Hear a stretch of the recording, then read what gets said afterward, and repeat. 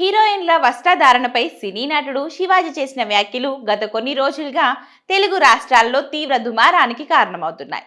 దండోర cinema pre release event సందర్భంగా ఆయన మాట్లాడిన మాటలు సోషల్ మీడియాలో విస్తృతంగా వైరల్ కావడంతో పాటు సినీ పరిశ్రమలోనూ పెద్ద చర్చకు దారితీశాయి.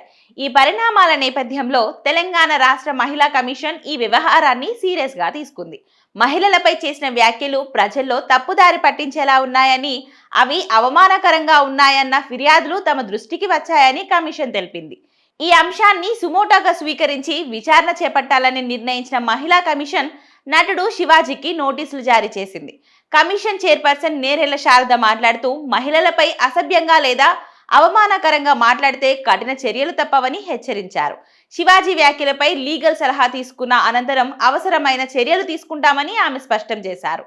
నోటీసుల ప్రకారం డిసెంబర్ 27న వ్యక్తిగతంగా మహిళా కమిషన్ ఎదుట శివాజీ హాజరు కావాలి, విచారణ ఇవ్వాలని శివాజీకి ఆదేశాలు జారీ అయ్యాయి. ఈ క్రమంలో శనివారం శివాజీ సికింద్రాబాద్లోని బుద్ధ భవన్లో ఉన్న తెలంగాణ రాష్ట్ర మహిళా కమిషన్ కార్యాలయానికి చేరుకున్నారు. ఆయన కమిషన్ ఎదుట హాజరై తాను చేసిన వ్యాఖ్యలపై వివరణ ఇచ్చినట్లు తెలుస్తుంది. ఈ విచారణలో శివాజీ ఇచ్చే సమాధానాల ఆధారంగా తదుపరి చర్యలపై నిర్ణయం తీసుకునే అవకాశం ఉందని అధికారులు పేర్కొంటున్నారు.